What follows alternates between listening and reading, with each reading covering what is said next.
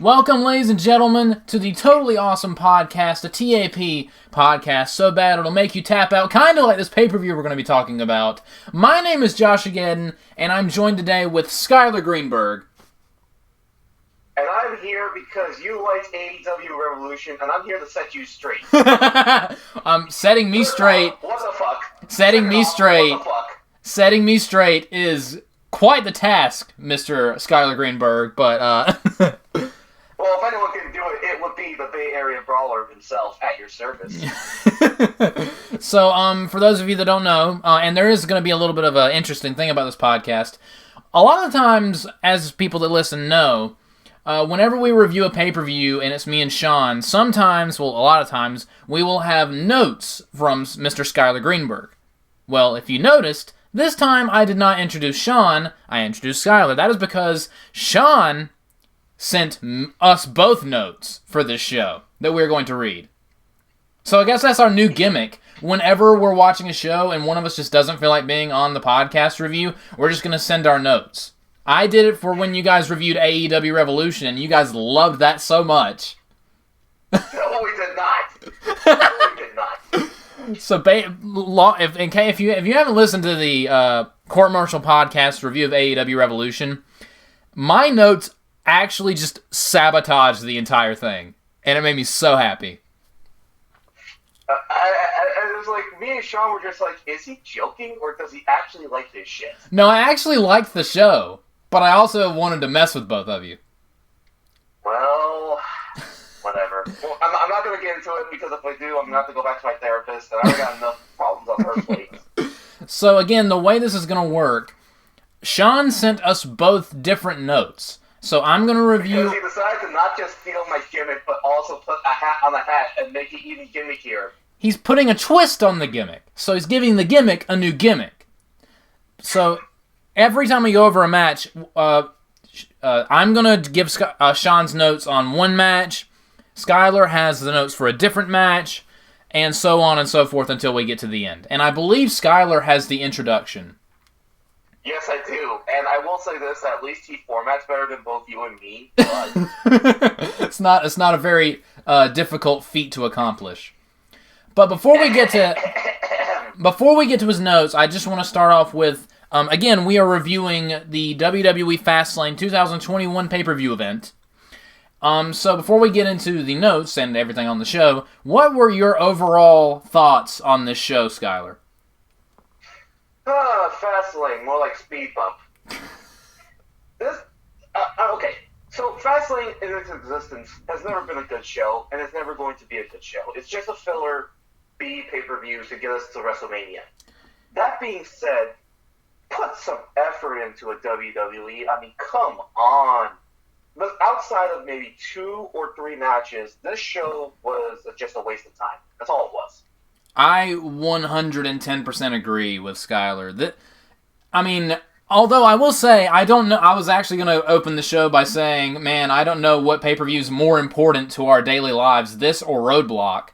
But, yeah, this show is, we have the Rumble, and we have Chamber, and then WrestleMania. Why can't it just be that? Why do they need another pay-per-view? Because they have to cram another pay-per-view event into it to get that revenue.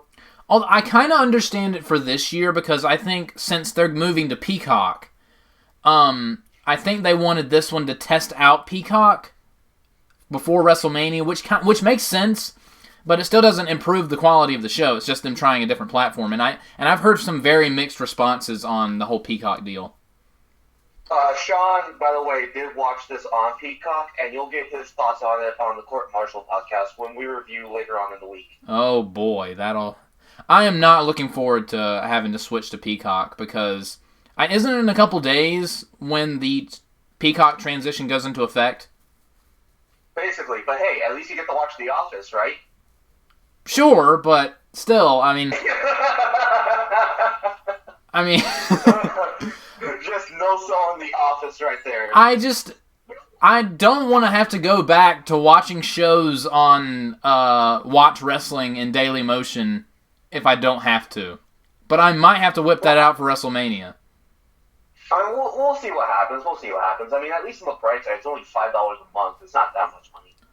But before you get into... Sean gave Skyler the intro. He also gave me a teeny bit of an intro. And this is what he says. Your colonial... Wait. And he gave me, like, the first, blurb. It's really quick. Okay, fine. Just go ahead. Alright. Your Colonial Champions Fastlane 2021 review. Herpa-derp-derp, me Skyler fuck me, I grammar poor, and show make me mad, and made things go mad, herpa-derpa-derpity-derp, grumpy herpy-derpy, wrestling. Okay, this is for real, you can actually leave this out, this was just for you, Joshua. The joy in my soul reading that. That was so insulting. Let me tell you something right now. It's not going to get better, okay? Oh, God. I am so ready for this. Alright, so let me go ahead and read his intro that he sent to me. What's going on, Totally Awesome Podcast? It's me. It's the founder of CMP. Ooh. It is your Colonial Champion, Sean McCarty, reincarnated and remade anew in a form unlike any other you've seen before.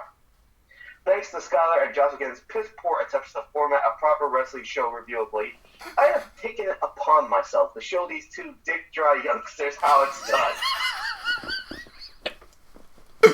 Behold, loyal members of the Totally Awesome Podcast, for I have transformed into everybody's favorite, grammatically superior, borrowed, and enhanced gimmick, old man note-taker. I hate you so much, Sean. Sean is actually transforming into my favorite person on earth through this. Which, by the way, I am trying to read it as if he would say it, so yeah, I know that. Inflection, if you will. Oh my God. He says if you will a lot, doesn't he? Yes, he does. Especially, well, I would try to do a Dusty Rose impersonation, but I'm not very good at doing Dusty. I'm not even going to try. He's really good at it. At this point, I'd like to take this moment to thank both Skyler and Joshua for reading my thoughts on WWE's latest abomination of the pay-per-view Fastlane. Overall, while my expectations for the show were low to begin with, I was surprised at the length WWE will go to make me despise everything on the show for one reason or another. For a show that is billed as crucial to the road to WrestleMania, Fastlane was plagued with bullshit finishes and nonsensical plot developments that would make even the most loyal of fans question each and every one of their life choices. The least of which includes selling that dwarf to the guy in the back alley for the Rain Johnson director's cut of The Last Jedi. Oh man, we're bringing out all of media in this. I can already tell. What that dude did with the dwarf, I'll never know, but that's beside the point. And this is the sentence that makes me hate Sean so much. Oh no. And now it's time to make a threat to my esteemed co-host. If you don't pass over my notes to Joshua, he will cut off your testicles. Okay? All right. Read the following after Skyler reads his intro piece. Threaten to cut off his testicles after he says you're going to. That's right, folks. Old Man Note-Taker split his responsibilities to both members of this sorry group of sexually repressed podcasters. Accurate. I hope you enjoy my verbal evisceration and laceration of unequaled and unparalleled eloquence and lavish exaggeration. Like, my mouth is orgasming reading this right now. In other words, prepare your anuses for the pounding of a lifetime at the hands of Old Man Note-Taker, you pussies. This is the best idea we've ever had. This is the best idea we've ever had. This is going to be an abomination. Oh, man. Like some of the stuff on this show. Oh, yeah. So, did you watch the pre-show? We're going to talk about the pre-show. All right, go ahead. Fuck the pre-show. Yeah, pretty much. I didn't watch it. I never do, and I'm never going to. Oh, what does Sean say about the pre-show? Because I know he did. He does not have anything on the pre-show for me. So that might be on yours. No, he doesn't have anything for me either. So apparently the pre-show sucks. Yeah, there was a U.S. title match, which of course the U.S. title is on the pre-show. Because the U.S. title is not important, and I don't know why they still have it as a belt. But apparently Riddle beat Mustafa Ali, and then Retribution broke up. Ali. God, I'm calling him Matt Riddle and Mustafa Ali. Vince can suck my anus. Matt Riddle defeated Mustafa Ali for the U.S. title with a middle rope Bo Derek. And then after that, Retribution broke up. I care so much. I feel so bad for Mustafa Ali. But don't worry, Matt Riddle does appear later in the show. Oh, God, we're going to talk about that. And I also feel sorry for anybody in Retribution. Do you remember Aces and Eights in TNA? This was even worse. This is like a god-awful version of that. And even then, Aces and Eight wasn't really good. It was cool until a certain point. But until they started losing a lot. Kind of like Retribution. But anyway. So. Yeah. Our first official match on the show, and immediately, I was not really looking forward to the show that much. It was more like something to do. This is not how I wanted the show to start off. So we have Nia Jax and Shayna Baszler defending the vaunted, so important, and prestigious WWE Women's Tag Team titles against Bianca Belair and Sasha Banks. Skyler, your thoughts on this match? Can WWE stop doing the trope of, I don't know how to feud these two people, let's give them a tag team title shot? It's not just the fact that it's a rehash of a rehash of a rehash of a rehash idea that Vince McMahon had 30 years ago, but it's like, guys, come on, something, anything. This is the same exact thing they did at Elimination Chamber. No, because the Elimination Chamber one was better. This was a sloppy match. All four of these women, especially Sasha Banks and Shayna Baszler, were really sloppy. I agree. This was a nothing happening match, and it was so sloppy. Especially the spot where it was almost a cool spot. Like, Nia Jax had Sasha in the air, and then she threw her over her head, and Sasha landed in DDT position with Shayna Baszler. I thought that was cool. But then she ruined it by Sasha going, I'm a luchador now. I'm a high flyer. And she did the spinning Enziguri tornado DDT spot, and it was grotesquely botched. It makes Marco Stunt and Evil Uno's botch look 100%. Listen, I think Sasha Banks is a great wrestler. But she thinks she's a good high flyer. She's not. Whenever she tries to take to the skies, it either looks bad, or she almost hurts someone, or both. Well, can she please... here's the thing I've noticed with Sasha Banks. She does all the high-flying stuff with Nia Jax. Can we please not? Can you do it to a woman who's closer to your weight? No. She has to do the Hurricanrana and all the other spots that Rey Mysterio does with Nia Jax. When she tried that DDT on Shayna Baszler, and they both just fell over, I already clocked out of this match, but that's when I just stopped paying attention. I was like, all right, I'm done. I already have a negative opinion of this match. Right, it's just like that spot, Shayna Baszler running the rope and then stopping, and then looking at Bianca Belair, and there's just this awkward 5-minute look at each other. Yep. This is just bad. All four of these women have regressed. Yeah, you're right. This is like if the Elimination Chamber tag team match, which even then wasn't that great, was even worse. Except, again. Have you liked any of Sasha Banks' work for the last 2 years? I mean, I enjoyed her Hell in a Cell match with Bayley. I've enjoyed some of her stuff here and there, but I just largely don't care. But this is the worst. This is the worst that she's looked in a while. Right, Sasha Banks is getting worse and worse. It doesn't help that she was feuding with Asuka all year last year, which let's not get into that mess of a storyline right there. And do you remember who got pinned at the Elimination Chamber in this tag match? Sasha Banks. Who got pinned at Fastlane? Sasha Banks. Why is she the women's champion? Because Nia Jax and Shayna Baszler don't want the women's title. So you're telling me the women's tag team titles are more important than the SmackDown women's title? Which title has a match months in advance at WrestleMania? Not the women's titles. Well, Sasha Banks and Bianca Belair actually do have a match at WrestleMania. No, I'm saying that the champion that keeps getting beat already has a match at WrestleMania, and the champions that keep winning don't have a match at WrestleMania. Right, because Naomi and Lana gonna get those tag team title shots at some point. Okay, I just want to say this right now. There is a campaign on Twitter to get Sasha Banks and Bianca Belair to main event one of the 2 nights of WrestleMania. No. Please. There is. It's like Belair versus Banks main event WrestleMania. I mean... Let me tell you. No, I'm going to reach this out. There's a tweet that says, for Jacqueline, for Jazz, for Ivory. Now, you want to get to the funny part? What? For Alicia Fox, for Cameron, for Naomi, for black women everywhere. Like, the first 3, okay. Alicia Fox? Cameron? Naomi? Cameron, the woman who sat on Naomi's back and screamed at the referee, "Pin!" Or Alicia Fox, that crazy one. I hate Alicia Fox. Oh, God, this match was so bad. And this is not, we're not even talking about the finish, which we kind of mentioned at Sasha Banks, the women's champion getting pinned again.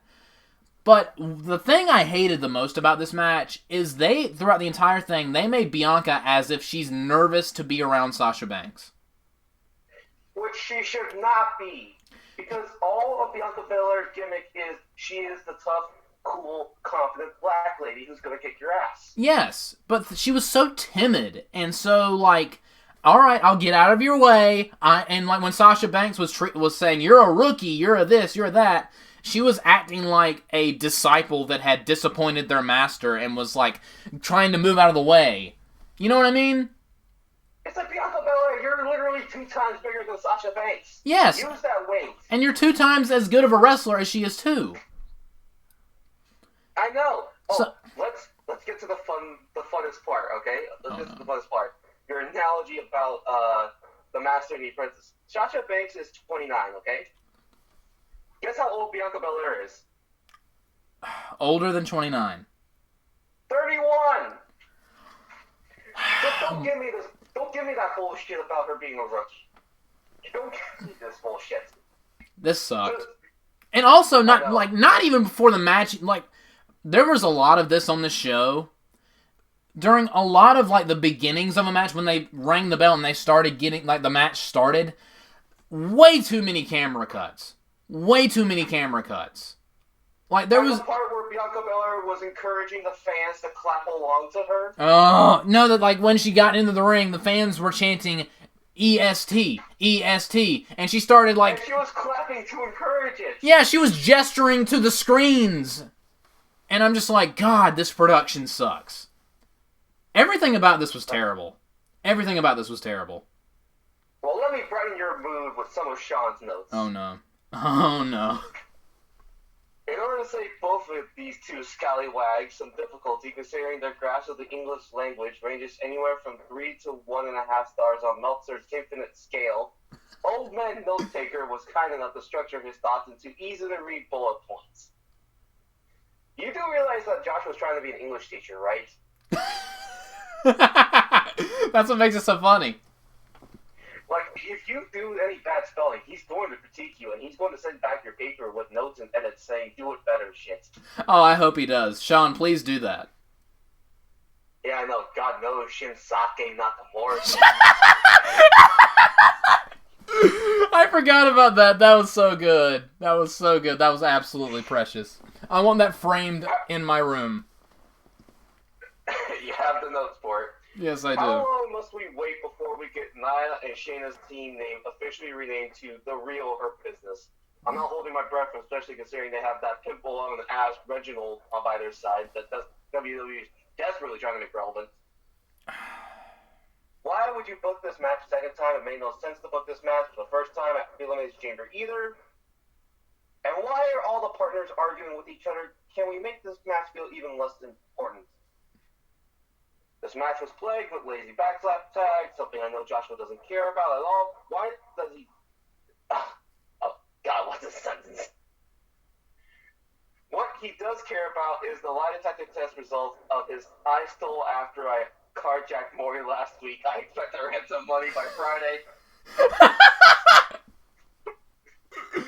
Wow. Sasha makes a decent comeback after a very exaggerated hot tag, but within 60 seconds tags Bianca back in. Didn't she just take a shit ton of punishment in kayfabe sense? Why would she be up and ready to go quickly? I did enjoy the sequence of the base segment into Nia shoving Bianca into Sasha to break it up. If only they hadn't ruined it by having Bianca, who we expected to believe is one of the toughest women on the roster, challenging for a major championship, bitch out and cower like a sullen puppy after Sasha berates her. Just to add some dick cheese frosting to that shit cake, Sasha loses all the distraction to a roll-up. This made everybody involved look bad. Shayna and Nia couldn't even use Supercut Reginald or their own combined skill to be a team who are facing each other in 3 weeks for the SmackDown Women's Championship. Sasha had the match won and lost because she took 4 minutes to bitch at her own partner.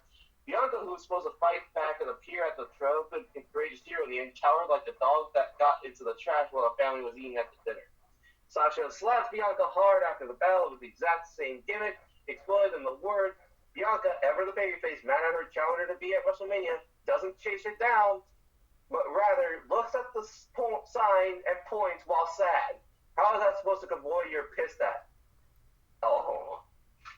How is that supposed to convey that you're pissed at all? This company can't help itself with making everyone under their umbrella look like idiots. God, that's a mouthful. Yeah. I agree with everything you said. I'm gonna need a bitch counter because he just uses that word every single sentence. Yeah. Yeah. Old man note taker bitch counter. But I will say one thing I liked about this match. There was speaking of that word, there was a bitch clamp into a knee strike. Like, Belair did the glam slam, and Sasha did the rising knee right into Shayna's face. It looked like they got her right in the jaw. That looked brutal. That was the only good thing about this match. There was some good stuff in this match. Like, they had some good knee strikes. They had some good slams and punches. It's just that the booking sucks, and they got sloppy in between. Yeah. So, yeah, this was not a good way to start off the show. Not a fan. Not a fan. Thumbs down for this match. Let's move on to the next match. Next match. Not really getting all that much better. We have Big E defending the Intercontinental Championship against Nigerian Apollo Crews. So, what were your thoughts on this match, Skyler? What, you don't like Wakandan Apollo Crews? Not a big fan of Ugandan Apollo. I'm telling you right now, Apollo Crews, Black Panther 2, make it happen. He knows the way. Okay, I like this match for what it was, even though the ending was a botch. Mm-hmm. Because there was good stuff in it. It was just a tough way to end it. Yeah.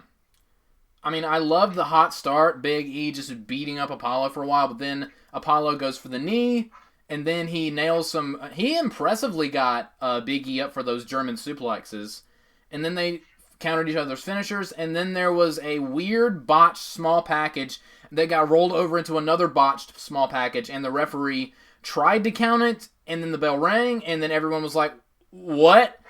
And then Apollo hit a million angle slams on Big E, and that was it. Right. Well, let's talk about the good stuff first. I love Big E's serious trash talking. Because me too. That first 2 or 3 minutes of the match, that was just beautiful, because we haven't seen that from Big E much. It's the one time he's done that apron spear and he didn't almost kill himself. By the way, is it me, or did Big E look like a good heel in that first... I know he had babyface fire, but he looked like he had good heel moments in there. Big E, I feel like as far as his potential, as far as like a character, we've only like seen the tip of the iceberg with this guy. He could be a good babyface and a good heel. Right. And I have to say, I love Apollo Crews' work. He's got a lot of speed, but he has deceptive power. Getting Big E up is not easy. Oh, yeah. And how do you feel about the gimmick? I mean, if it wasn't for the accent, I would like it. But the reason why I don't like the accent is because he's never had it before. It feels like a reverse Kofi Kingston, where he had the accent and then he lost it. Well, now he didn't have an accent, now he gains one. It just kind of makes it feel phony. But at the same time, him having a phony accent makes you not really like him. So it kind of works as a heel. So it kind of works. But I mean, I really liked the video package because again, I don't watch SmackDown, so I'm not exactly I'm not in tune with everything that's going on. But I like the video package and I like the idea of everything that's going on. But I do want to see where Apollo goes from here. Well, the thing about the accent is that he did it in a promo where he talked about his grandfathers, and then it evolved, and it was just like, I'm embracing who I really am, Nigerian royalty. This is who I am, and Big E's not good enough to be Intercontinental Champion, and I will take that title. So that explanation is fine for the accent. Yeah. And I like the way they're playing it. Like, he is actually Nigerian, and he had this gimmick when he was working the independent scenes as for a nation. What concerns me is that they're going to do the evil foreign here in the heel trope. God, I hope not. Just make him concerned with the Intercontinental title. Right. Like, you got him being Nigerian, that's good enough. Now, have him have a entitled sense of opportunity, and that's all you need. Honestly, everything was going fine until the finish. Right. Which, apparently, here's from what I know. Big E was supposed to win the match, but it wasn't supposed to be. It was supposed to be a small package, like it was a "I got you" and it was a quick moment.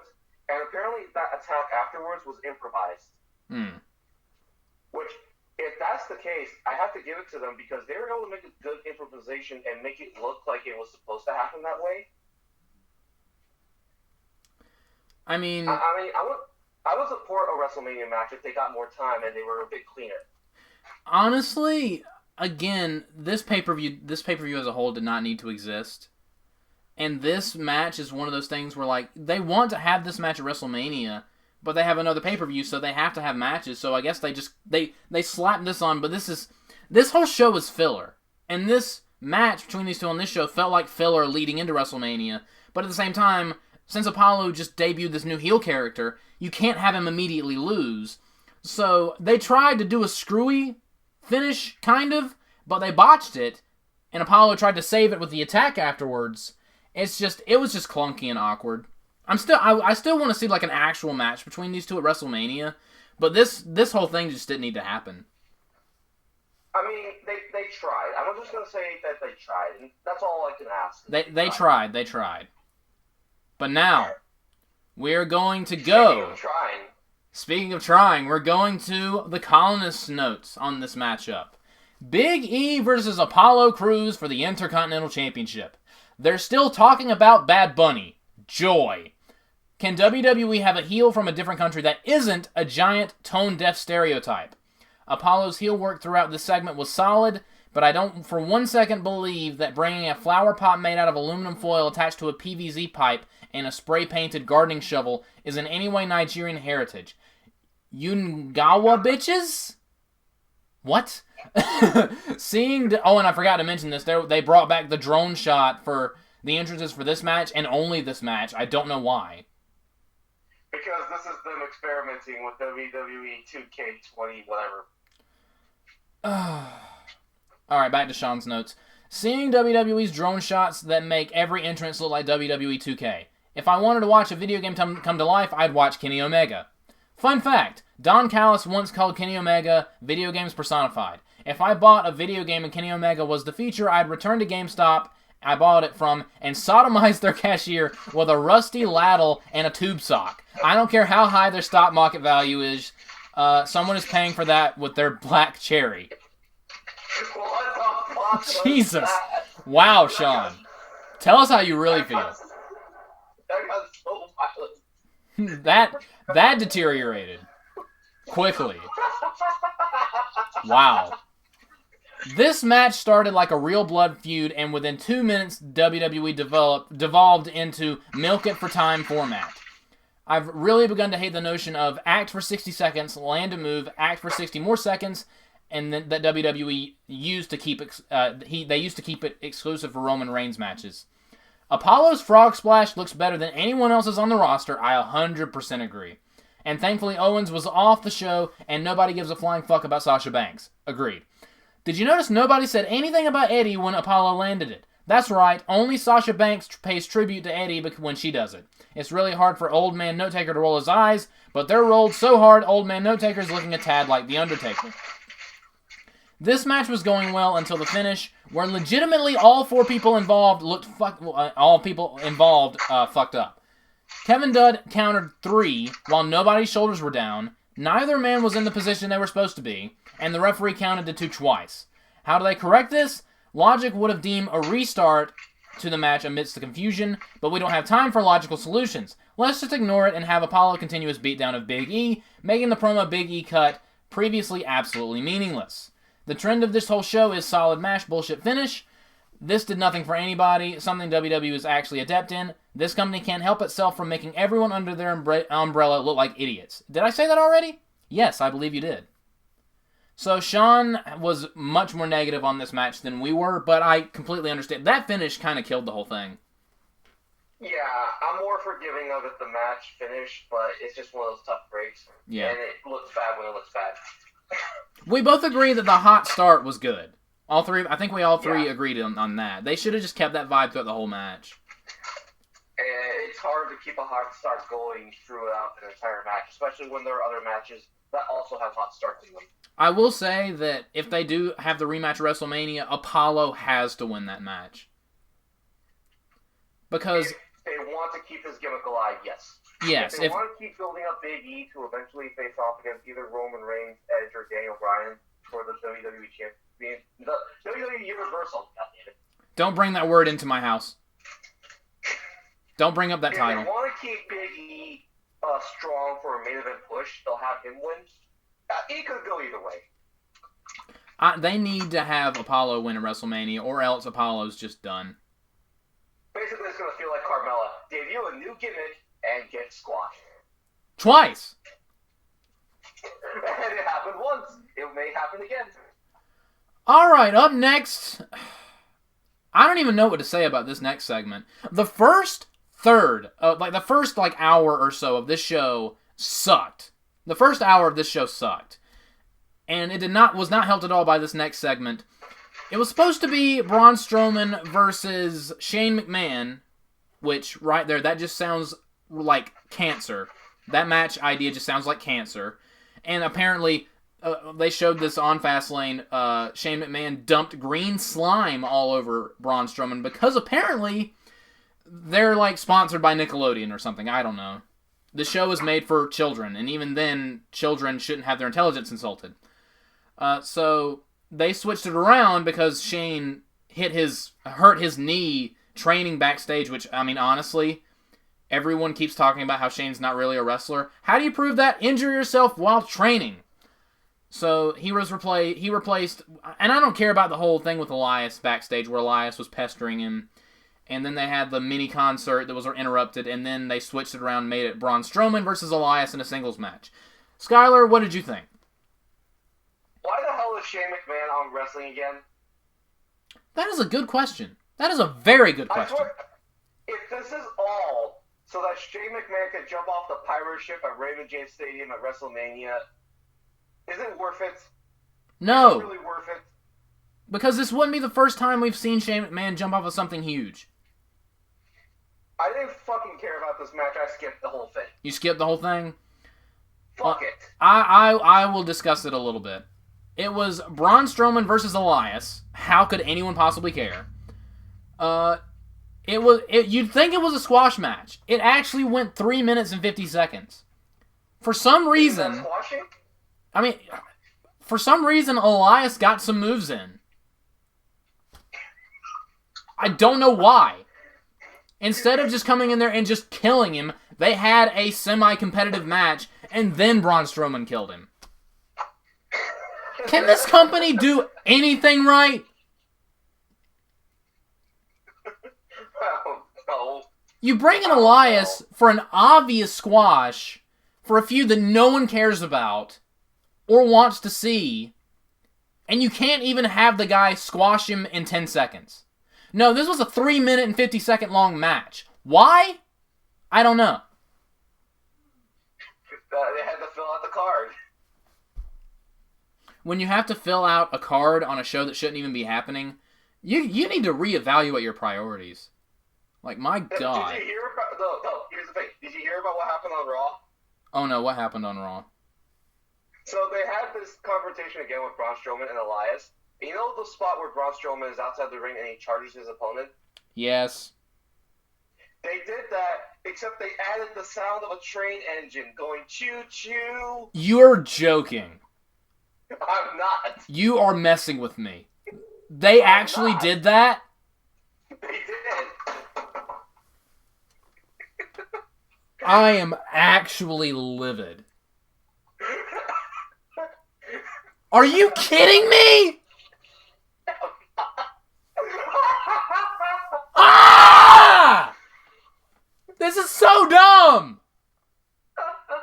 It's like, remember in 2010 with the Undertaker Kane Hell in a Cell match when he went for the tombstone and lightning started shooting all over everywhere?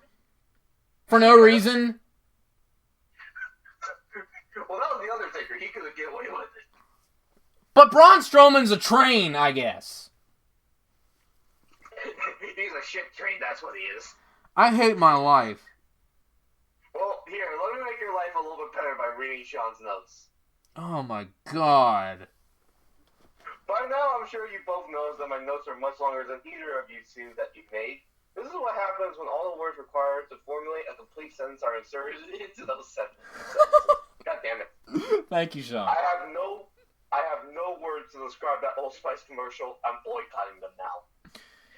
I forgot about that, and now I want to die. That Old Spice commercial, what the fuck is that?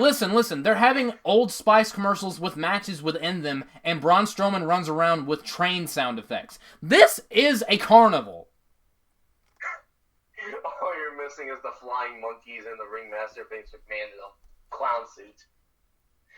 It was apparent immediately from the footage of Shane's dad boxing practice that this was purely an angle. One of WWE's recent moves to whore themselves out as a company is to do the old bait and switch by promising one match and giving another. In this case, nobody gives a flying fuckaroonie about either Shane or Elias, a point further conceded when even Kevin Dunn's fake fans were sitting on their hands. Disgusting green slime is the perfect description for the overall quality of WWE's current product. Now look here, you beaver-tooth, foul-mouthed, weasel-faced twat burger. Drive down to Florida. Ooh, here comes the Kevin Dunn burial.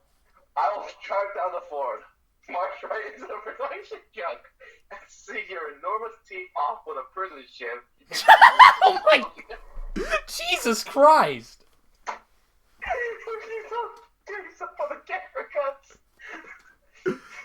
Okay. In the AEW Revolution review, I said something really bad and Sean cut it out. I'm leaving all of this in. I don't care. So, ladies and gentlemen, if you want an uncensored podcast with no restrictions, subscribe to Totally Awesome Gaming for your amazing TAP podcast where no line will not be crossed. Continue. I can't breathe. Do you see what you've done, Sean? You've killed Skyler. You've killed him. You've killed your own co-host. I do not care at all about this match. Oh, God. Oh, God. Give me a minute. Oh, man. Skyler's gonna need to go, get, some kind of oxygen machine. What have you done, Sean? What has this evolved? What has this evolved into? Hey, this review is officially more entertaining than the pay-per-view we're talking about. Oh, God. Oh, God. Oh, man. Oh, that was brilliant. Hey, Skyler, if you need CPR, I'll give you mouth-to-mouth. Oh, no. Oh, Jesus. Man. Stop. Oh. Damn it, Sean. Talk about the next match. Talk about the next match. All right. Wait. Oh, there's one more mode. The match began and finished ended. That's all I have for this one. Wow. Thanks, Sean. I like how Sean's like, I write down all of these cogent sentences and I give you all these detailed descriptions and prescriptions. And when it comes to the actual match, he's like, the match started and then it ended. That's all I'm going to say. Oh, this is hard. Not living up to his own gimmick within the same notes. Remember when Brown Strawberry was the most over guy in WWE? That's what Farm remembers. Man, the brown snowman. Could you just imagine Sean with like a necklace of Kevin Dunn's teeth that he cuts up with for his shit? Jesus Christ. Oh, God. Seth Rollins versus Shinsuke Nakamura. We're moving on. Well, this train is leaving the station, and for some reason its face looks like Braun Strowman. So we had Seth Rollins versus Shinsuke Nakamura in a singles match as we prepare for Seth Rollins versus Cesaro at WrestleMania. I'll go first on my thoughts for this match. It felt like a really good TV main event. Everything they did looked solid, except for the curb stomp at the end. The curb stomp at the end, they kind of messed it up a little bit and a little awkward. But overall, I really enjoyed this match. And before he went for the stomp, Seth went for this running. He went for the Shining Wizard, but Nakamura ducked it. But Seth halted his momentum and then did a back kick. That's a move I've only seen in video games, and I popped for that because I thought it didn't have the cleanest execution, but I'm just glad I got to see it on a wrestling show because I've only ever seen that move in video games, so I thought that was cool. But I don't have all that much to say about this match. I've never seen anyone do that before. That was awesome. I thought it was cool, and I don't have much to say about this match. I thought it was good. This match started the trend of the show starting to get better. Because we're starting to get some real wrestling matches, and this one really helped. I do agree, it was a TV main event. It was a nice place on the mid-card of the pay-per-view, and for what it was, both guys did a really good job, even though the result was not really in doubt. Yeah. Oh, and there was a part where Seth Rollins was yelling about Cesaro swinging him a bunch of times, and then he grabbed Nakamura's legs, and I was terrified that Seth Rollins was going to try the swing, but then I think Nakamura countered it. So thank God.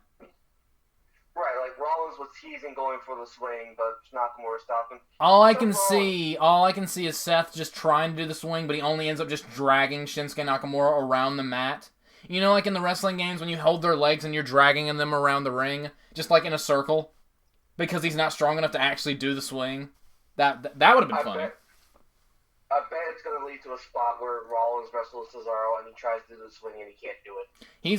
What they should do is he's like has him in position for the swing, but then Cesaro counters it somehow into his own swing and then shows him how it's done. That's what they should do. Definitely. I think Seth Rollins definitely looked better here, and he seems more fired up than he has been lately. Like, last year was not a good year for him outside of one match with Drew McIntyre for the WWE Championship. Yeah. Because Seth Rollins had a pretty forgettable year last year. Yeah. Hopefully he shows more of that fire and he can have a good match. Well, I mean, it's Cesaro, so you're going to have a good match regardless. Yeah. I will say he needs to drop the Messiah gimmick because he's still... he brought back the Burn It Down song, but he's still kind of doing the Messiah gimmick. It's played... He's not really doing the Messiah gimmick. He kind of transitioned it into I am Seth Rollins and I am so damn good and all of you will appreciate me. Which, I mean, that's basically Seth Rollins. That's not anything. It's a reversion. It's not necessarily his Messiah stuff. He wasn't talking about God or shit. Yeah. It's just, he needs to, like, get rid of the rest of that and just go back into, like, a regular character again. But... Well, I do agree. He needs to change up his attire, because otherwise he's just going to be mistaken for the Messiah shit, especially the Black Glove thing. Buns aren't funds, Skyler. But anyway, so yeah, overall, this was a good match, and it's, even though it's freaking Rollins and Nakamura, they should, like, have a 10-star match. This was a decent match, and it's kind of sad that this was the best thing on the show thus far. And now, we will turn over to our good friend, who's desperately trying to get my channel closed off of YouTube. Oh, and I just noticed that he sent this entire file as your steamy pile of notes. I know, he sent it to me too, the exact same way.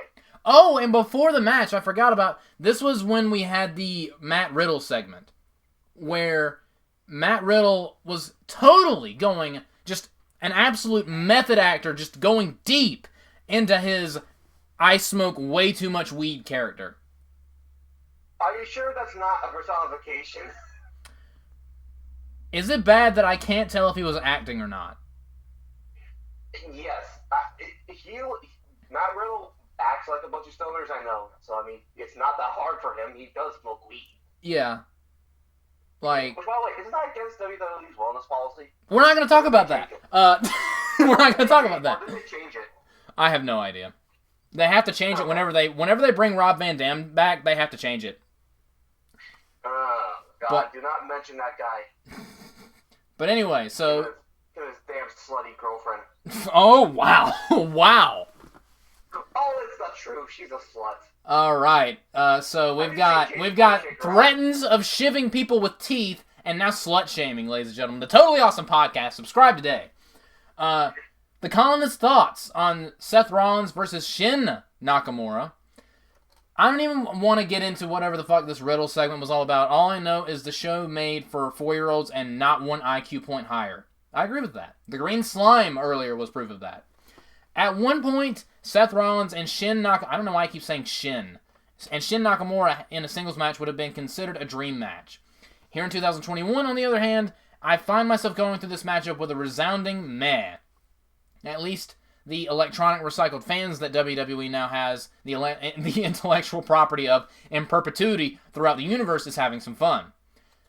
Oh dear. In all caps, Kevin Dunn, you are making me ruin my good streak of proper grammar pronunciation and capitalization because you suck so much, you fucking shitbag cunt, sniffing, dick-licking, douche-billed, humpback fuck. Wow. In case anyone didn't notice, Sean McCarty, our good friend, the sweet, kind, gentle soul that he is not the biggest fan of Kevin Dunn. And he would never say this stuff on the Court Martial podcast because he can only get away with it on your show. Oh, he can get away with it on my show. I encourage this kind of behavior on my show. But yeah, I guess you could say he's done with Kevin Dunn. Anyway, Rollins kicked out at a 1, yet Dunn's fake noise added 2. Sid, oh boy. Sid, hey Moses, how many swings did Seth get from Cesaro? Moses, oh, he got 22. Sid, 22? 22? Oh man, Goldberg, where are you? Why me? Why me? And it's just why me over and over and over again. You know, when Seth Rollins started doing that 22 bit, I kind of knew Shawn was going to do that gimmick. Yeah, that's a good callback. Why does he keep calling him Shin Nakamura? I feel like he's doing that purposefully to agitate me. Because that's what, like, Michael Cole calls it. He got annoyed by Corey Graves saying Shin Nakamura, so he must be insulting him. Well, Shin Nakamura... I'm just going to call him Shin. Shin's flat back bump off the leg swing from Rollins made my back hurt. Oh yeah, I forgot to mention that there was a part where he, like, sweep the leg, and he, like, crumpled onto the outside. That looked like it sucked. Yeah. It actually reminded me a little bit of Cactus Jack's early bumps. Shin looks better than he has in a long time now, and he has a quality opponent in a single situation. That slide-through German suplex looked wicked cool, and I agree. Corey Graves perfectly encapsulates the WWE career of Shin with this masterpiece of a quote. Nakamura could be thinking about ending it all. That's right. That's right. Old man Note Taker makes a suicide joke. Laugh, damn it. That is so dark. Oh, I love it. I love it. I love it. So now Shinsuke might actually sue Hangman Page's gimmick for gimmick infringement. Anyway. Wouldn't Hangman sue Shin first? No, because Shin wants the noose. Anyway.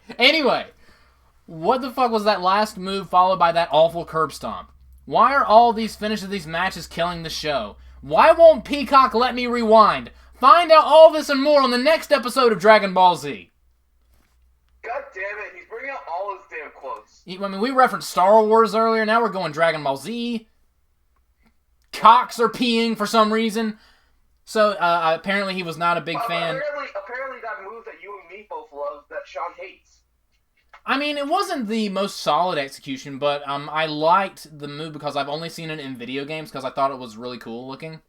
Well, at least he tried to do it, and I got what he was going for, and I appreciate that because, again, I've only seen it in video games. But I liked it.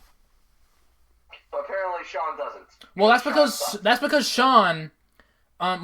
if Sean was, if he was spending his time not thinking about ways to out-edge me, he could have better wrestling opinions. But anyway. Well, apparently he out-edges you by being a violent son of a bitch. Apparently. So, moving on. This is such a chaotic review, and I love it. Up next, you could argue this was the best thing on the show or the main event. Drew McIntyre versus Sheamus, no holds barred. Skyler, I'm going to let you go first. Drew McIntyre and Sheamus had a better death match than John Moxley and Kenny Omega. Changed my mind. I will agree. There was actually an explosion that went off in this match. So, right there, it was already better. Plus, we have kind of seen these guys do like hardcore-ish matches because they had a last man standing match on Raw, where they knocked each other out, doing the Rock Mankind finish from St. Valentine's Day Massacre, or I think that's what it was. So we've seen them in hardcore matches before, but this one was especially brutal. It's just too bad that we couldn't get this match 3 months ago when this was really hot. But Skyler, it's the Fastlane. It only makes sense. It only makes sense for feuds to go by slowly. So when we get to Fastlane, things can heat up again because it's Fast Lane. Shut up, Michael Cole. Shut up. Get out of here. Sorry, I was trying to sound as robotic as possible. It's working. I will say there was one thing I did not really buy in this match. Like, at the finish of the match, Sheamus brings in a piece of the announce table and threatens to do an Alabama slam on it, but then Drew counters into the Future Shock DDT on that table. Okay, I'm sorry, but I don't buy that for 1 second. Like, you had a steel chair right there. You could have used the chair and it would have been much more brutal. But the reason why they wanted to go with the table is because we see people get DDT'd and stuff on chairs all the time. So they wanted to make it a little bit different, but, like, they just DDT'd him on cardboard. Yeah. But that is the, as Sean would say, the nitpickiest of picks that I can knit. Okay, well, let's get into a bigger nitpick. That's actually a problem. Why couldn't this match be a number 1 contendership for the WWE Championship? The only thing I can say is because it's Fastlane. Exactly. That is literally you already have Drew McIntyre going up against Bobby Lashley. If Sheamus won, okay, sure, but Drew McIntyre is still going to be number 1 contender. So what's the point? I mean, I guess if Sheamus would have won this match, then he would have been able to lot it over Drew if Drew wins the title. It's kind of like what they did. They tried to do with Stone Cold and Triple H in 2001. But like, yeah, then they had Sheamus and Bobby Lashley, and they had it again last night on Raw. We're filming this on a Tuesday, by the way. But so yeah, it's like, since Drew won, there was no reason not to have this be a number 1 contenders match. But before the match even started, they already said that Drew was challenging Bobby Lashley at WrestleMania. So it really, like, in kayfabe, Sheamus got shafted in this match.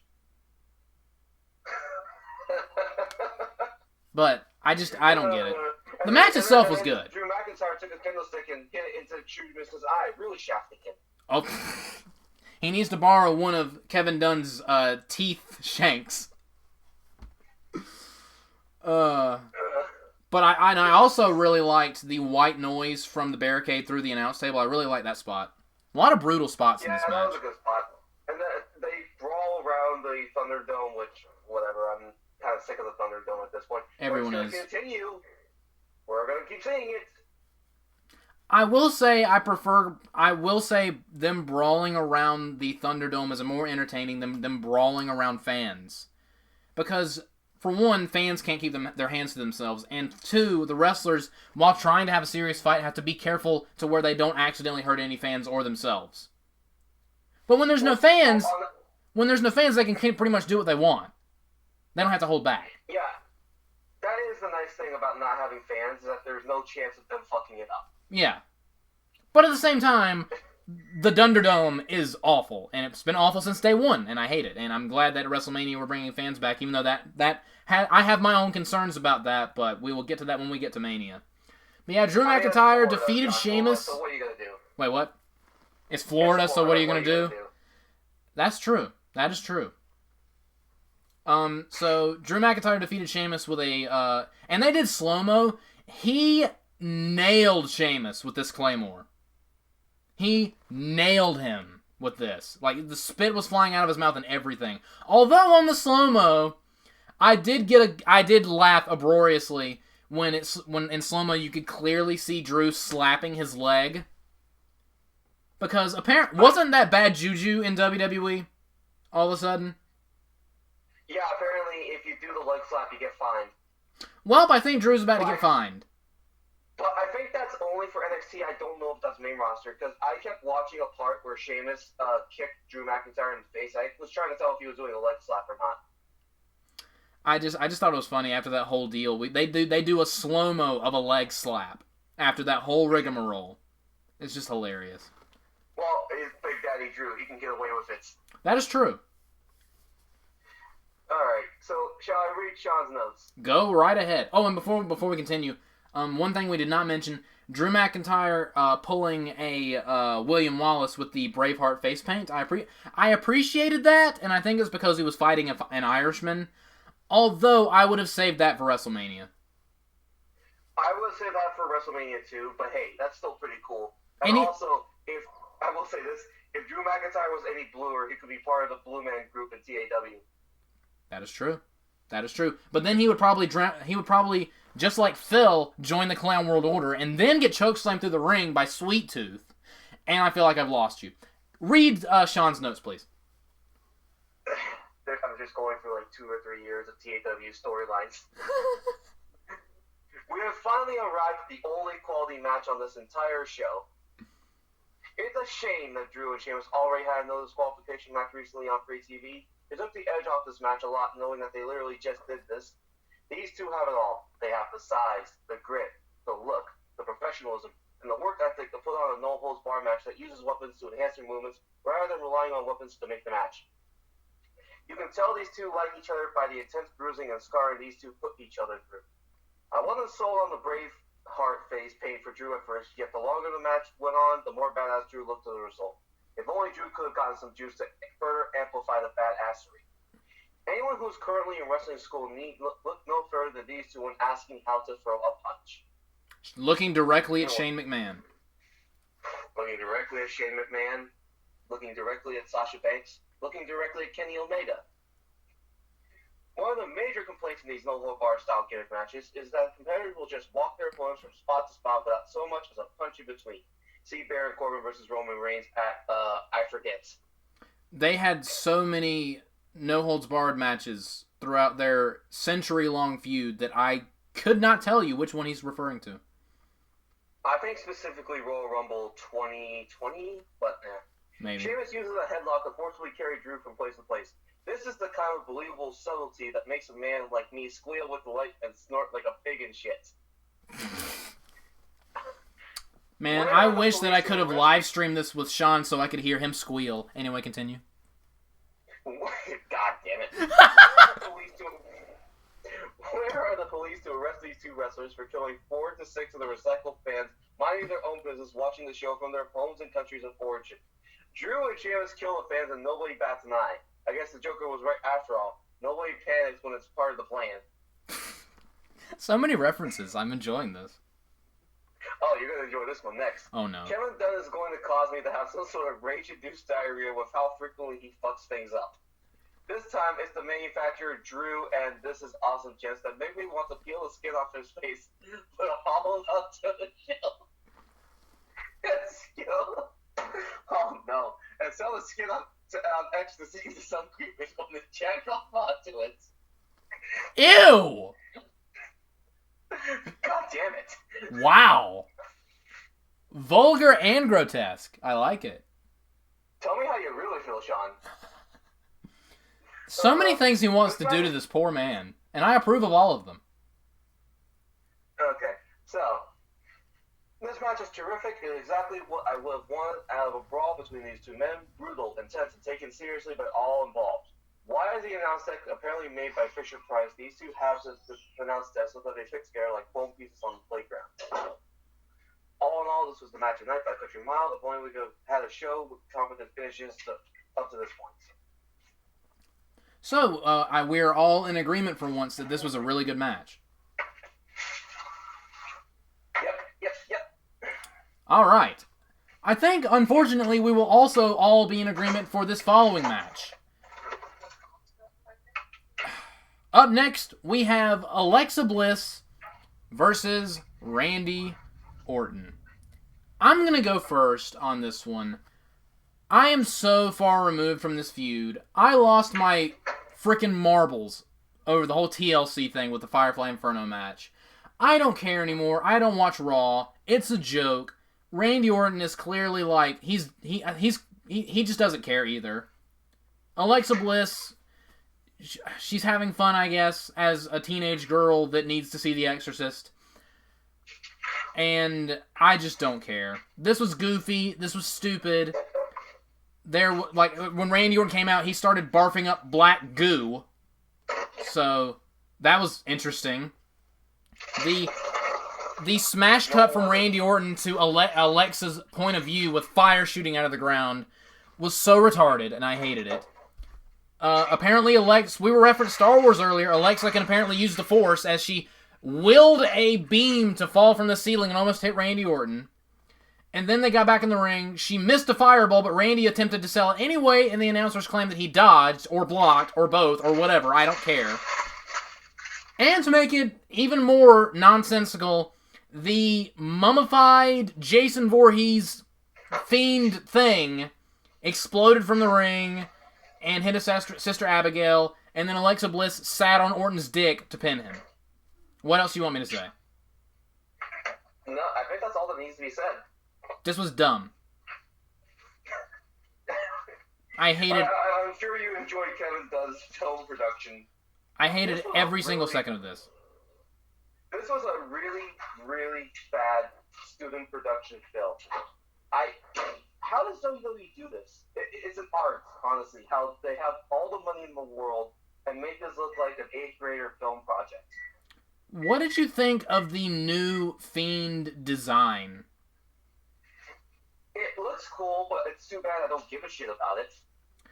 I think it's too much. It is too much.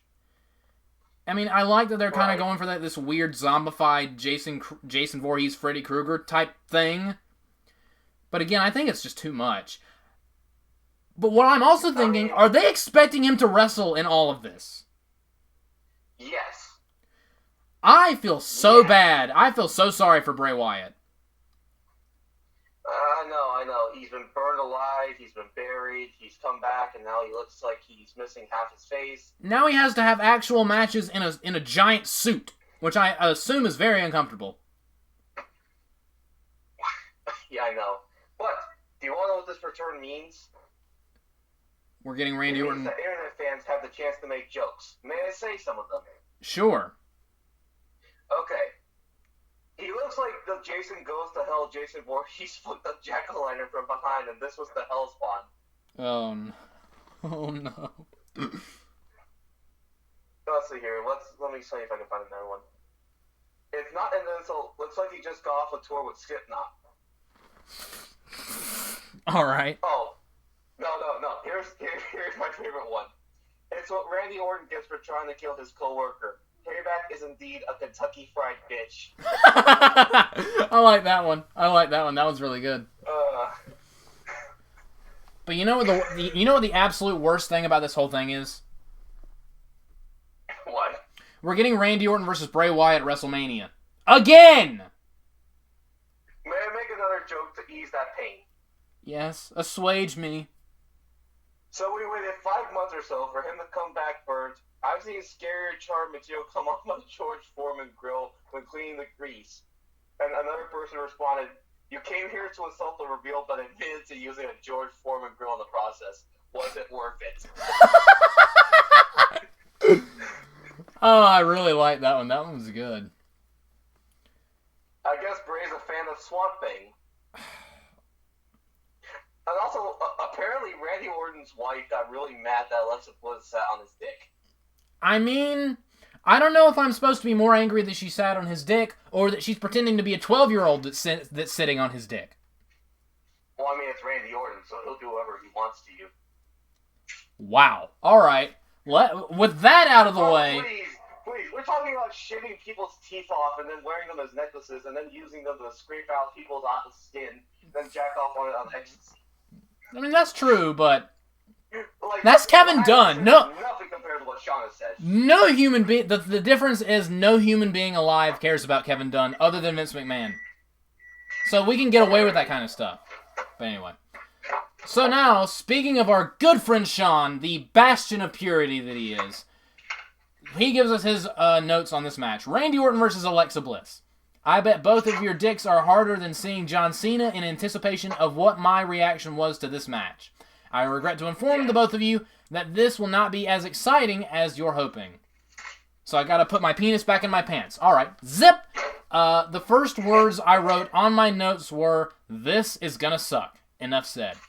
I was a bit surprised they didn't go cinematic with this, yet for what they did go with, I suppose it's just as well. It's relieving to know that WWE has established that Bray Wyatt, in addition to controlling Alexa Bliss, also controls the entirety of the lighting and pyrotechnics departments at the Thunderdome. Otherwise, this entire gimmick would be dead in the water. In my opinion, it's already dead in the water. They just set the dead thing in the water on fire, and now it's a weird, burnt to the crisp, Anakin Skywalker 2 hours into Revenge of the Sith monster thing. Hey, that was better than what Bray Wyatt wore tonight, so fuck off. Yeah, but like, it kind of made me think of that. But at least Bray Wyatt had all 4 of his limbs. Well, he had the high ground.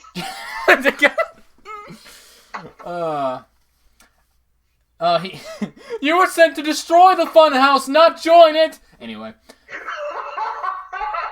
Oh my god. Okay. Sean says, I actually felt bad for the commentary on this one.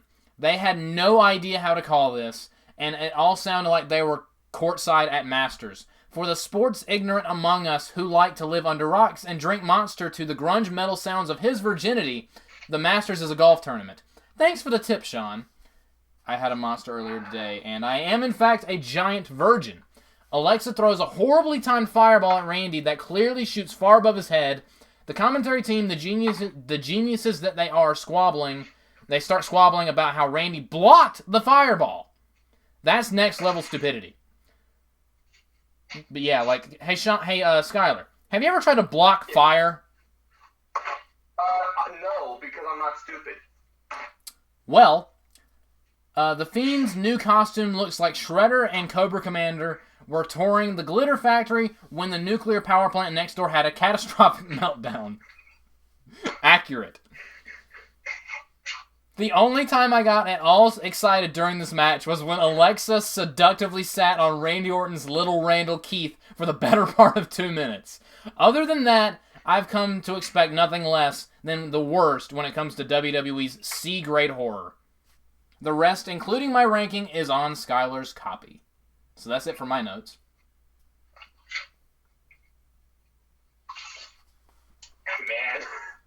Man, this show had some peaks and valleys. This is going to be a really bad WrestleMania match, isn't it?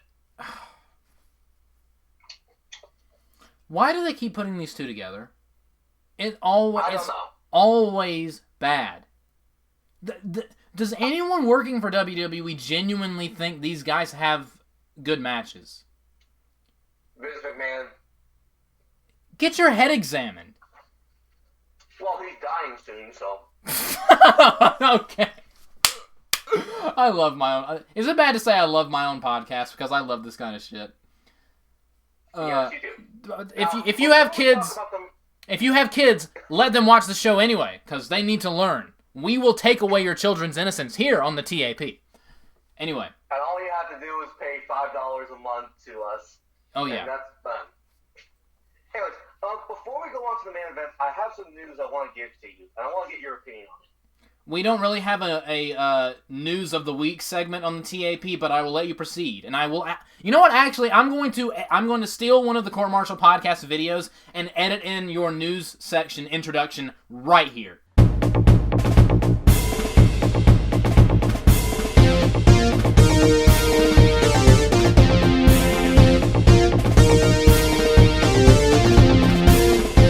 Coming straight to you from the Golden Gate Garage, this is the Wrestle News with Skyler Greenberg.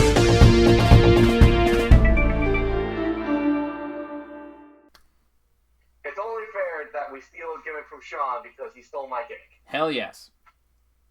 But anyways, so do you know about the fact that Andrade got his release while Fastlane was happening? Yes, I did hear about that. What do you think? I mean, I haven't seen him in what feels like a century, and I've heard that he's very, very unhappy, so, I mean, it's another example of a guy they've done nothing with that wants to creatively express himself, and if you want to creatively express yourself, don't work for WWE. So I'm happy that he got his release, and apparently someone wanted to sign on to WWE, and he warned them not to, which is just hilarious. So, I mean, I hope he does well, but I mean, it just doesn't surprise me at all. Which, by the way, the interesting thing is that Charlotte threatened WWE by saying, if you don't release Andrade, I'm going to walk out of WrestleMania. Now I kind of wish that they kept him. No, but here's the thing, is that Charlotte got COVID-19, so she's skipping WrestleMania too. But sometimes I love the way the world works. The world is a funny place, ladies and gentlemen. So, let me bring this all into perspective. The original plan for the Raw Women's Championship at WrestleMania was to have Lacey Evans beat Asuka and have Charlotte versus Lacey Evans. And then Lacey Evans got pregnant, so now it was going to be Charlotte versus Asuka, but that got screwed up because of Asuka's concussion issues. And now Charlotte obviously can't wrestle at WrestleMania because of COVID-19. So then, Rhea Ripley debuts yesterday and challenges Asuka, and Asuka says yes. So now it's going to be Asuka versus Rhea Ripley. And I'm immediately interested. I actually went back and watched that segment, and Rhea looked awesome, and I'm actually interested in that match. It's amazing how easy it is to put interest into a match, but unfortunately we have 2 more weeks until WrestleMania, and we already know how WWE is booking the SmackDown Women's title. Not very well, so I have my reservations. Well, hopefully Rhea Ripley and Asuka don't challenge for the Tag Team Championships. Why'd you have to say that out loud? It's not like they're going to do it. Don't put it past them! But anyway. Yeah, I figure you're not wrong. So anyway, moving on to our main event of the evening. Roman Reigns defending the Universal Championship, a championship that I completely despise. It is literally a belt that I would not even consider using to hold my pants up, versus Daniel Bryan with Edge as the special guest enforcer. Skyler, what were your thoughts on this encounter? Best match of the night. This was awesome. I'm hard. Alright. Now Skyler, I keep calling you Sean. Now Skyler needs help buckling his pants. Probably hard too. I mean, I was a little hard when Alexa Bliss was sitting on Randy. Well, anyway, continue. So your thoughts on this match, more in detail. This was okay. The only nitpick I have about this match is that it was a little bit milked out, but I like the fact that they did a slow match to start, and they clearly got across both of their wrestling styles, and then they just went into a bunch of stuff that was just hot and awesome and exciting, and they made everyone in the story involved to the point where I would support a triple threat at WrestleMania. I mean, I would agree. There was a lot of stuff in this match that I liked. I mean, Roman Reigns and Daniel Bryan have chemistry. And even though we were trashing Fastlane earlier, deservedly so, Do you remember what the main event of the first Fastlane was? Randy Orton. Why was Randy Orton in my head? Damn it. Because he was being sodomized by a possessed 12-year-old. The demon-possessed 12-year-old. It was Daniel Bryan versus Roman Reigns, right? Yes. Which was also a really good match, but that was back when everyone hated Roman Reigns and he was still kind of green. It's crazy thinking about that match and seeing where we are now, and now Roman Reigns is a little bit more of a seasoned veteran, and he's much better. And they just had so much better. They had an excellent match. I can't decide between this one and the No Holds Barred match, which I thought was the best match of the show. If you want to go back for whatever reason and watch this show, just watch Drew and Sheamus and Roman Reigns and Daniel Bryan. I very much enjoyed this match. I think this match was definitely better, though, because there was more drama at stake. There were parts where you thought Daniel Bryan could win. Yeah, and also, we were complaining earlier, why didn't they make the Drew Sheamus match a number one contenders match? At least this one had WrestleMania implications. So that right there's a little bit more drama. With Edge at ringside watching his potential opponents. Although I will say there have been some critiques about this storyline that I kind of agree with. Apparently Edge has been complaining that Daniel Bryan is getting this championship match, even though it doesn't affect his championship match at WrestleMania at all, so it kind of makes Edge look like a whiny heel when you think he would be a babyface. And it is kind of funny that they're bringing back a part-timer back to WWE who wins the Royal Rumble, going up against the face of the company, and then to make the match better, or to save it, they insert Daniel Bryan into it. Is it just me, or is it a little bit of deja vu? It feels like it. Like, Randy Orton... Damn it.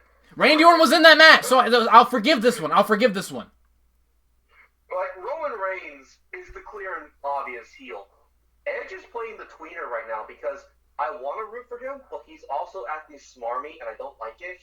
But you can understand why he's acting smarmy. Because Edge doesn't particularly care about Daniel Bryan. He wants Roman Reigns specifically, because he wants to kick his teeth in. So he views Daniel Bryan as a nuisance and as a person that's in the way. Yeah, and I agree with that. I've heard this critique that they think that the Edge being a tweener is not a good thing. And I will say, I don't think it's so much that he's mad about his title match. I think it's more that he wants to beat Roman Reigns for the Universal title. Because Roman Reigns, I mean, for one, he does the spear, because we're getting the vaunted spear versus spear match. But Roman Reigns, in WWE's eyes, is the face of the company, and Daniel Bryan's not. So Edge wants to beat the face of the company for the world title, instead of beating Daniel Bryan for the world title. So with that context, it makes sense.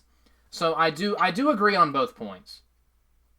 Plus, Daniel Bryan is the clear and obvious babyface who has a chip on his shoulder because Edge is looking down on him, just like Batista did with Randy Orton and Daniel Bryan at Mania 30. Yes, except, Edge is a better worker than Batista is.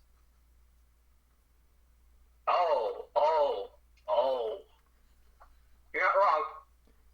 Shots fired. I love you, Batista, but Edge, calling a spade. I love Batista, but Edge is a better wrestler. And I am... Which, by the way, apparently Batista was supposed to be into the WWE Hall of Fame this year and then backed out. Apparently he wanted there to be fans, and there wasn't going to be fans for this one. It's going to be on TV screens. They're going to have the Hall of Fame in the Dunderdome.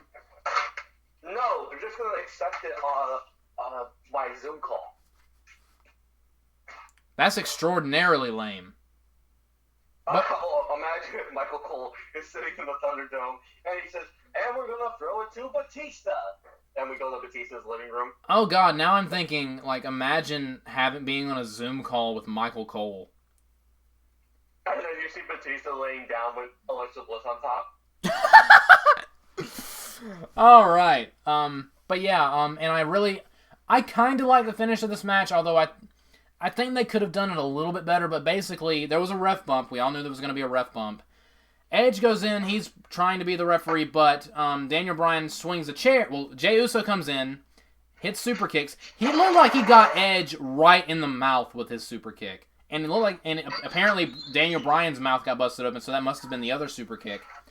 So Jey is interfering. Daniel Bryan stops him with a running knee and then the chair. And then Daniel Bryan accidentally hits Edge with the chair, and then Edge attacks them both with a chair while Daniel Bryan has Roman Reigns in the label lock. And one thing I really liked about this, a way to keep Daniel Bryan into this contention for this title is Roman Reigns was going on about, like, I would rather die than tap out. But on this show, he tapped out. He gently tapped out, and I love that he gently tapped out because it shows that he didn't want to.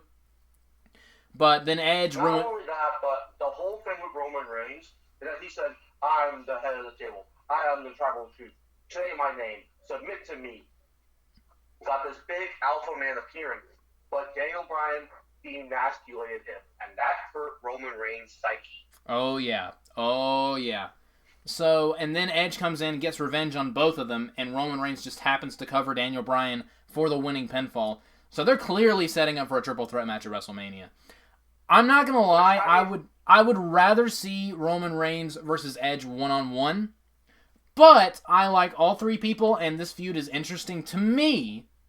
So I am looking forward to seeing that triple threat match. And if you look at the WrestleMania card right now, this is the match that should be the main event of at least night 2 or night 1. Yeah, it should. Not Sasha and Bianca. You've already shot that in the foot, WWE. No. If that match had more build, if it had a better view building, you could make the case over Bobby Lashley and Drew McIntyre, but right now, I can't say it. No, I mean, like, I'm like, why should I care about a match where, A, the champion going into that match has lost via pinfall 2 pay-per-views in a row, and the challenger is cowardly and scared of the champion? Why would I care about that? Exactly. Plus, it's Bobby Lashley. Bobby Lashley's awesome. I care about Bobby Lashley, and I care about Drew McIntyre. I want to see them beat the piss out of each other in the main event. Mm-hmm.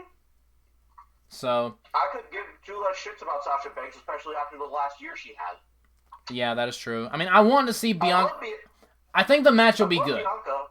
I love Bianca too. I love Bianca, but she's not going to look good after this. I mean, what I just want more than anything out of that is for them to have a good match and for Bianca to win clean with the KOD, becomes the women's champion, and feuds with somebody else. So that's the best case scenario we can have right now. But no, I don't care what Twitter says. That should not main event either of the nights. Right. So, we now throw things back over to Sean McCarty. I'm ready for a surprise. Oh boy. Because I don't think Sean liked this match as much as you or me did. Well, he called the No Holds Barred match the match of the night. So that already gave me a little bit of a hint. Okay, so let's hear it. How in the actual F are we supposed to return to proper match format after watching that train wreck of a dumpster fire? It's unfair to both Reigns and Bryan to expect them to follow something that hokey and make everything look and feel legitimate, and yet they sure did their best. That's the other thing, too. Why put Randy Orton and Alexa Bliss second to last? I just thought of that. Like, it's like, remember when they did the Firefly Funhouse whatever match at WrestleMania with Bray Wyatt and John Cena, and then Drew McIntyre and Brock Lesnar had a real match afterwards, and it was kind of weird? Apparently, Bray Wyatt's job is to ruin anything that comes after him. Apparently. That's why they had TLC, they had him and Randy Orton be last, so that way they couldn't ruin anything else. Alright. I know.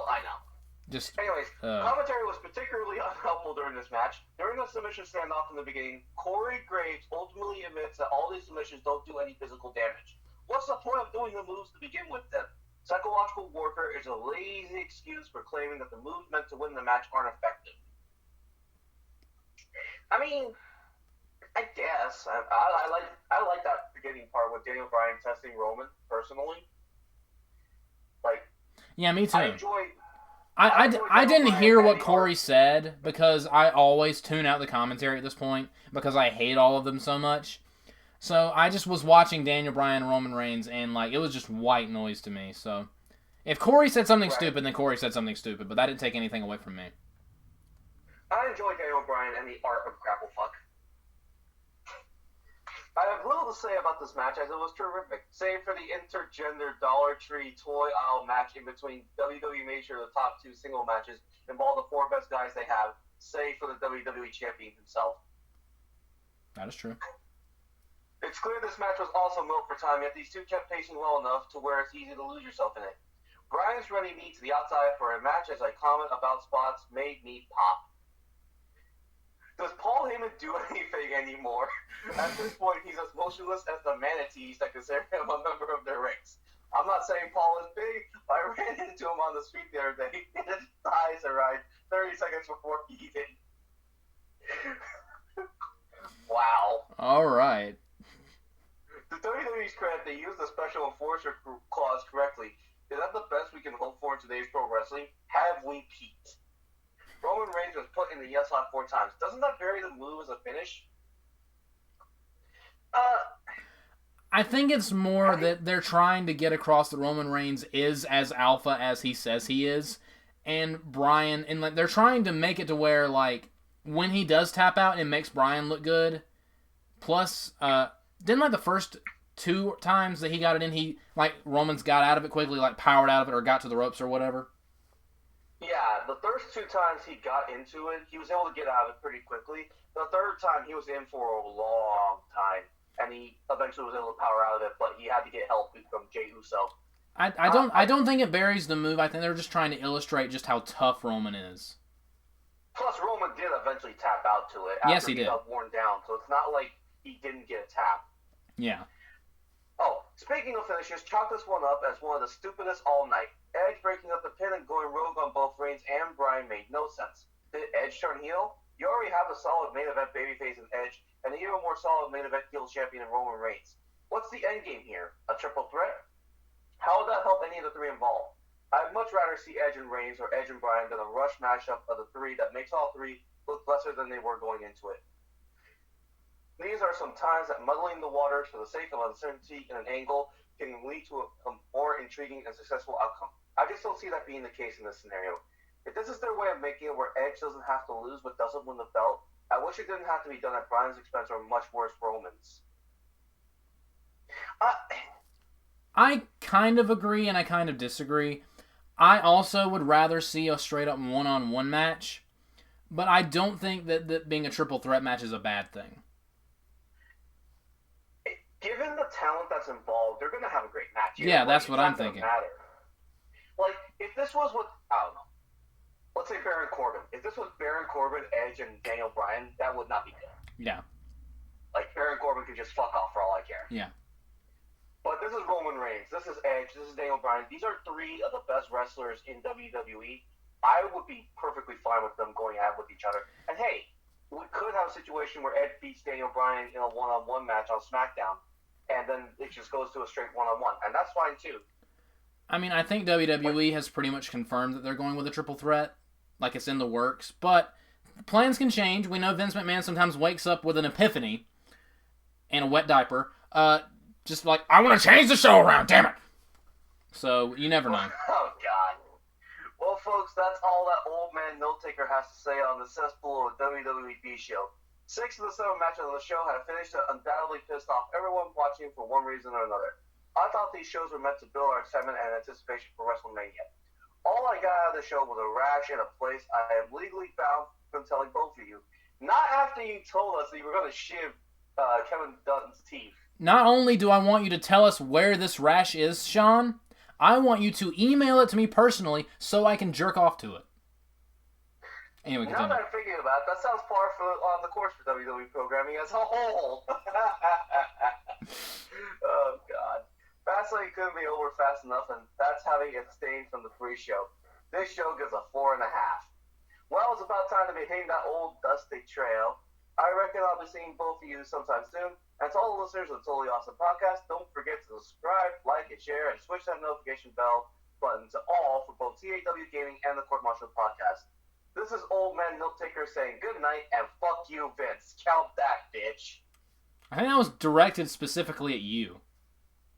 Apparently. So, Skyler, again, you're over. Now that we've discussed everything, your closing thoughts on this show and your ranking. I'm losing steam. Rating. I know. It's a really weird podcast. This was a show that, for what it was, had low expectations, didn't need to exist, and for what it was, it just kind of had a really bad first hour and a really bad co-main event. But there were 3 solid matches, and the main event and the No Holds Barred were actually really good. And I would recommend people to go watch those matches back. It's just hard to get WWE a pass because they do so much of this on themselves. Mm-hmm. I can give it a decent score, but not a score that's high. I'd say 5.5, 5.5. All right, so it's my turn. This is the WWE pay-per-view event equivalent of anime filler. And not the fun, kind of quirky, relatable, you get to know the characters more kind of filler. It's the kind of, they're just stalling for time, this doesn't really need to happen, we're literally just taking up airspace kind of filler. But I do agree, the first hour of the show absolutely sucked, and things picked up, and there were 3 good to great matches. There was as much bad stuff as there was good stuff, so I'm going to go straight down the middle, 5 out of 10. Are you excited for WrestleMania? I'll say yes. I'm not super excited, but I am very interested. It's hard because this show kind of killed my enthusiasm for a lot of the matches that I was looking forward to. Yeah, I like it killed a lot of my interest in the SmackDown Women's Title match. It killed off my interest in the women in general. Outside of Rhea Ripley being a hoss, there's nothing really to look forward to with the women's division. And it's funny how they revitalized interest in the Raw Women's Championship, not on Fastlane, but no, on Raw. Well, I mean, what are you gonna do? So yeah. And then we got Bray Wyatt versus Randy Orton. That's gonna suck. Oh God, the mummified, weird, rotting cheese, expired bread-looking abomination, abortion, festering, pulsating mass fiend thing. Hey, don't talk about your brother like that. But again, I give the show a 5.5. Oh no, not 5. A 5 out of 10. Just a solid 5. And like for whenever we do these kinds of scales, like anything below 5 is bad, and anything above 5 is good. 5 is just directly in the middle. So you don't need to watch the show. If you want to, watch the No Holds Barred match and watch the main event. And maybe watch Seth Rollins and Nakamura. They had a decent match. So yeah, that's pretty much all we have for you here. Thank you guys so much for listening to our review of Fastlane. And we will see you guys at WrestleMania. Yes, we will. Thank you for having me, Joshua. No problem, and I look forward to the next one. Maybe when we watch WrestleMania, it'll be a 3-man booth. Probably not. You'll probably have to see notes from me. And I look forward to making fun of them. So that's the show, ladies and gentlemen. Like, comment, subscribe, and all that fun stuff. And go subscribe to the Court Martial Podcast and the Yeet Dream Team. Good night, everybody.